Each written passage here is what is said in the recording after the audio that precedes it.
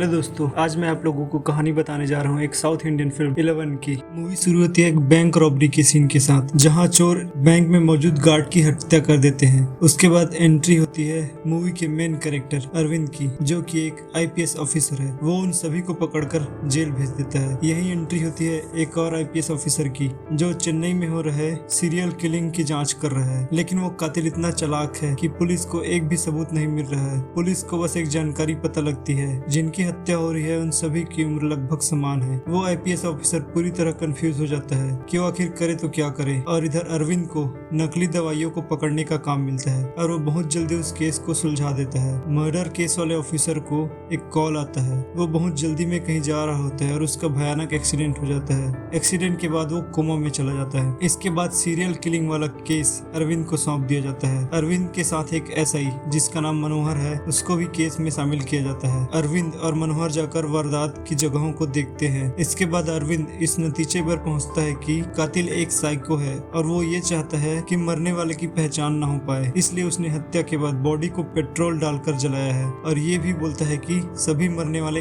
एक ही age group के थे। मनोहर और अरविंद वापिस आ रहे होते हैं, तभी मनोहर को एक कॉल आता है। अरविंद के पूछने पर मनोहर बताता है कि घर पर मेरा बेटा अकेला रहता है, उसकी बीवी पिछले साल एक कार एक्सीडेंट में मर गई थी। अरविंद मनोहर को घर तक छोड़ता है। वहाँ उसके बेटे को देखकर वो भी थोड़ा दुखी हो जाता है। उसकी अगली रात शहर में एक और कत्ल होता है। इस बार भी बॉडी पूरी तरह जल चुकी होती है, लेकिन पोस्टमार्टम रिपोर्ट में बॉडी से एक छोटी सी स्टील रॉड मिलती है, जो पैर के ऑपरेशन के समय उसमें लगाई गई थी। इसी क्लू की खोज के लिए अरविंद हॉस्पिटल जाता है और वहाँ उस साल जितने लोगों की एक एज ग्रुप में पैर का ऑपरेशन हुआ था उसकी लिस्ट लाता है। अचानक वो हॉस्पिटल में मनोहर को एक डॉक्टर के पास देखता है। डॉक्टर को पूछने पर पता चलता है कि मनोहर को दिल की कोई गंभीर बीमारी है, लेकिन उसने कभी ये बात किसी को नहीं बताई है। डॉक्टर बताते हैं कि जल्द ही उसका हार्ट ट्रांसप्लांट करना पड़ेगा, नहीं तो वो मर सकता है। पैर की सर्जरी वाले लोगों की लिस्ट आने के बाद वो लोग सभी के घर जाकर चेक करते हैं कि कहीं उनमें से तो कोई नहीं है जिसकी लाश से उन्हें ये सर्जरी रॉड मिला था। सभी के घर जाने के बाद वो एक लास्ट आदमी के घर जाते हैं। वहाँ उन्हें थोड़ा शक जरूर होता है, लेकिन वहाँ भी उन्हें कोई सबूत हाथ नहीं लगता। उसके अगले दिन उन्हें एक और जली हुई लाश सेम कंडीशन में मिलती है, जिसकी कोई भी पहचान नहीं हो पाती। लेकिन वहाँ आया हुआ एक पुलिस का आदमी उन्हें बताता है कि सुबह एक भिखारी थाने में कुछ बताने आया था, लेकिन हमें उसकी बातें कुछ समझ नहीं आई। अरविंद भिखारी के पास जाकर उससे पूछताछ करता है। वो भिखारी बताता है कि पिछली रात उसने काले कोट पहने मास्क लगाए आदमी को पास ही की एक लड़की को, जो रोज स्कूटी से इस रास्ते से जाती है, उसको बेहोश करके काले रंग की कार में लेकर जाते हुए देखा था। उस लड़की के घर जाने पर अरविंद के साथ आया पुलिस लड़की को देखते ही कहता है कि सर, ये तो उस दिन अपने कुत्ते के खो जाने की रिपोर्ट लिखाने के लिए थाने में आई थी। ये सब सुनकर वो लड़की थोड़ा घबरा जाती है। लड़की के घर में अरविंद को पता चलता है कि वो 2 जुड़वा बहनें हैं। फिर अरविंद को पता चलता है कि वो लड़का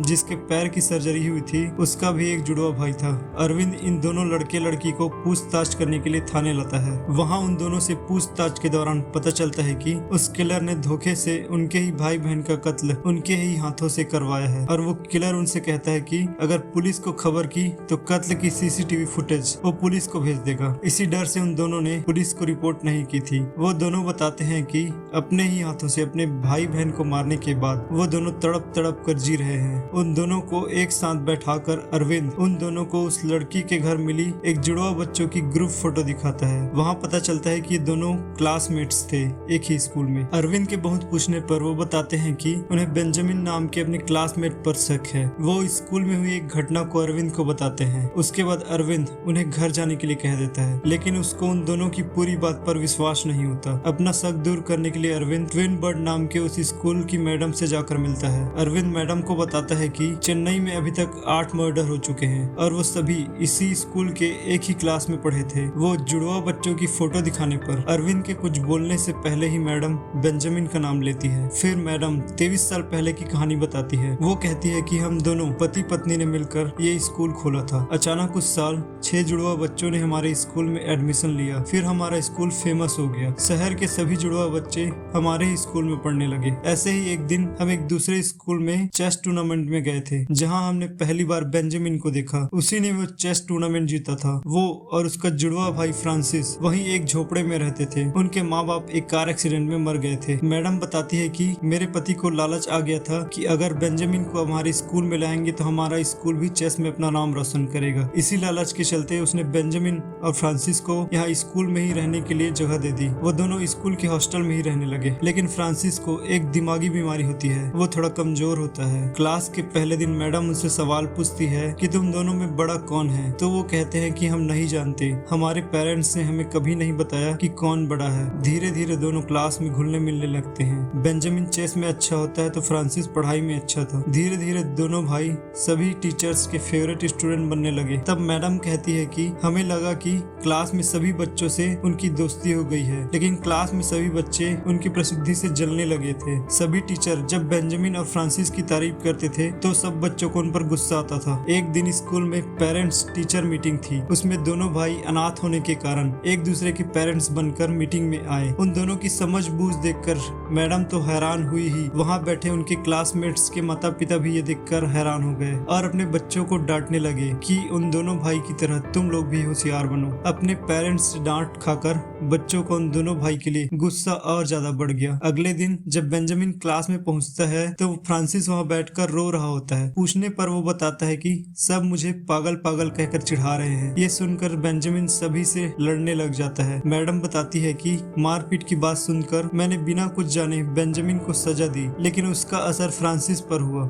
उसके कुछ दिन बाद चेस टूर्नामेंट के लिए बेंजामिन बाहर गया तो क्लास के सभी बच्चों ने मिलकर फ्रांसिस को बहुत ज्यादा परेशान किया। बेंजामिन के वापस आने पर फ्रांसिस ने बेंजामिन को कुछ नहीं बताया। वो डर रहा था कि बेंजामिन के फिर से मारपीट करने पर मैडम फिर से उसे सजा देगी। मैडम बताती है कि एक दिन बेंजामिन के साथ शतरंज की प्रैक्टिस करते समय उन्हें बेंजामिन के दिमाग का अंदाजा हुआ। वो कहती है कि सभी के पास प्लान ए के फेल होने पर प्लान बी होता है, लेकिन बेंजामिन ऐसा था कि वो प्लान ए, बी और सी तीनों के हिसाब से काम करता था। शतरंज खेलते समय अचानक वहाँ की लाइट चली जाती है। बेंजामिन तेजी से दौड़ते हुए अपने कमरे में फ्रांसिस के पास पहुंचकर उसे संभालता है। फ्रांसिस को अंधेरे से बहुत ज्यादा डर की बीमारी होती है। वो डर के मारे चीख रहा होता है। बेंजामिन उसे जैसे तैसे संभाल लेता है। फ्रांसिस की बीमारी की बात पूरे स्कूल में सबको पता चल जाती है। उसके अगले दिन स्कूल का लैब डे होता है। बेंजामिन और फ्रांसिस दोनों अलग अलग लैब में जाते हैं। फ्रांसिस को डराने के लिए उसके क्लासमेट्स प्लान करते हैं। लैब का दरवाजा बंद करके वो वहाँ की लाइट बंद कर देते हैं। फ्रांसिस डर के मारे जोर जोर से चीखने लगता है। बेंजामिन के वहाँ पहुँचने तक वो चीख चीख कर डर के कारण सदमे से वहीं दम तोड़ देता है।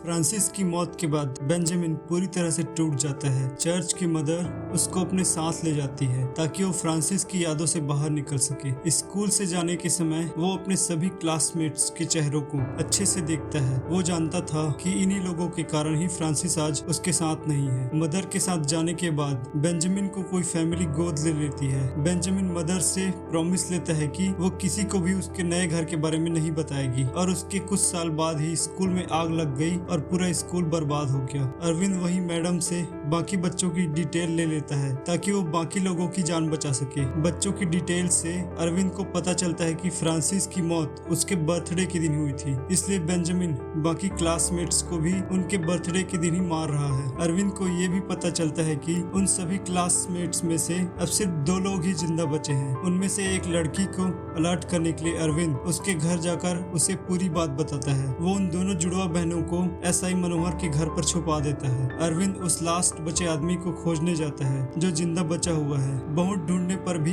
वो उसे नहीं मिलता। सुबह अरविंद को एक और मर्डर की खबर मिलती है। वहाँ पहुंचकर अरविंद अपने सीनियर को बताता है कि बेंजामिन उन्हीं लोगों को मार रहा है जो उस दिन उसके साथ लैब में थे, ताकि उन लोगों को भी उतना ही दर्द हो जितना उसने फ्रांसिस के जाने पर महसूस किया था। वो दूसरा आईपीएस ऑफिसर जो अरविंद से पहले केस की जांच कर रहा था, उनको होश आ गया था। अरविंद उससे जाकर मिलता है। वहाँ वो ऑफिसर अरविंद को बताता है कि उसका एक्सीडेंट किसी ने करवाया था। उसे लाश मिलने की एक झूठी खबर बताकर कहीं बुलाया गया था और उसी ने उसका एक्सीडेंट करवा दिया, लेकिन वो कातिल हमारे करीब का ही कोई आदमी है, क्योंकि एक्सीडेंट होने के बाद उसी ने ही मुझे हॉस्पिटल के सामने ले जाकर छोड़ा था ताकि मेरी जान बच सके। उसी समय जब अरविंद सिगरेट पीने के लिए लाइटर निकालता है तो वो आईपीएस ऑफिसर उस लाइटर को ध्यान से देखकर कुछ सोचता है, पर उस समय वो अरविंद से कुछ नहीं कहता। वहाँ से वापस जाते समय मैडम का कॉल आता है। फोन पर अरविंद को बताती है कि हर साल फ्रांसिस की डेथ एनिवर्सरी के दिन बेंजामिन उसकी कब्र पर फूल चढ़ाने आता है और कल ही इसकी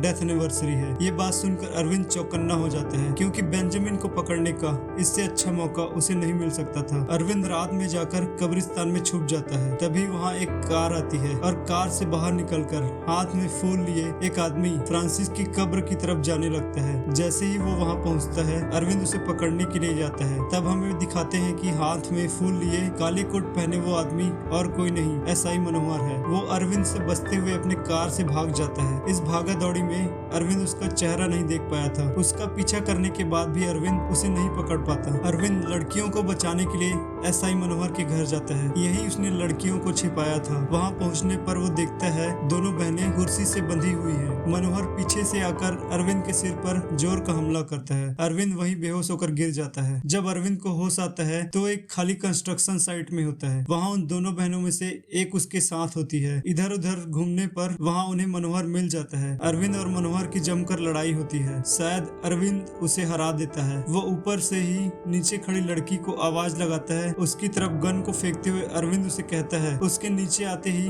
उसे गोली मार देना। वो लड़की ऐसा ही करती है। लिफ्ट का दरवाजा खुलते ही डर के कारण वो बिना देखे ही गोली चला देती है, लेकिन सामने कातिल की जगह उसकी जुड़वा बहन होती है। गोली लगने के कारण वो वही दम तोड़ देती है और तब खुलासा होता है इस मूवी के सबसे बड़े रहस्य का। हमें दिखाया गया था कि एसआई मनोहर ही बेंजामिन था क्योंकि वो फ्रांसिस की कब्र में फूल चढ़ाने आया था। लेकिन यहाँ दिखाते हैं कि लड़ाई के समय मनोहर देखता है कि अरविंद के सीने में फ्रांसिस नाम का टैटू बना है। अरविंद ही वो कातिल बेंजामिन है जिसने सभी लोगों को खुद उनके भाई बहनों के हाथों मरवाया था। उधर वो दूसरा आईपीएस ऑफिसर भी अरविंद की चाल समझ चुका होता है कि अरविंद ही बेंजामिन है। अरविंद जब उसके घर गया था तो सिगरेट जलाते समय उसने अरविंद का लाइटर देखा था, जो कि वही लाइटर था जो उसने अपने एक्सीडेंट की रात में बेंजामिन की कार में देखा था। वो वहां आकर अरविंद को पकड़ लेता है। पूछताछ के दौरान अरविंद बताता है कि एसआई मनोहर उसी के कहने पर फ्रांसिस की कब्र में फूल चढ़ाने गया था ताकि किसी को उस पर शक न हो। ऑफिसर के पूछने पर अरविंद कहता है कि जिस दिन फ्रांसिस की मौत हुई थी मेरा गुस्सा